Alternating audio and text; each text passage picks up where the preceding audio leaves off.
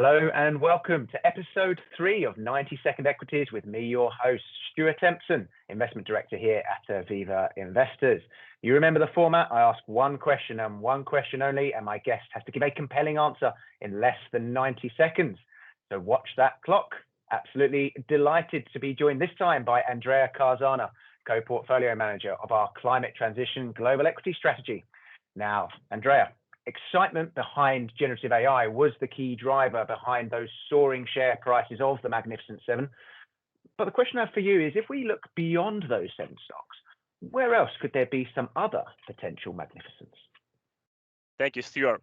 Well, running large language models is the basis of generative AI, which is why the first consideration has been computational power, explaining why NVIDIA has been the main beneficiary so far.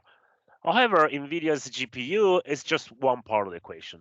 Then you need memory, you need networking, and ultimately all of these have to be placed into a data center. Here's where we feel there could be other opportunities. They also happen to have an interesting climate angle as more energy efficiency is needed to run data centers. According to the International Energy Agency, the electricity consumed by data centers is around 1.5% of global electricity usage. And specifically, a data center for large language models consumes 4 times more power than a traditional data center. This can represent up to 60% of operating costs. As a result, it's no surprise that there is a strong desire by those companies to make their data centers more energy efficient because this would reduce their energy bill and in turn make them more profitable.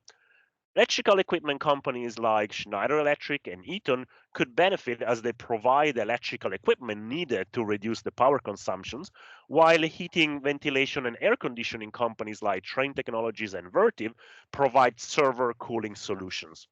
Lastly, this is an evolving market. There is a lot of innovation happening, so plenty for us to research with great interest.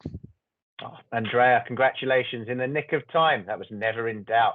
We'll have to have you back for a future episode. Speaking of which, please join us again in 2 weeks' time for the next episode of 90-Second Equities. Bye-bye.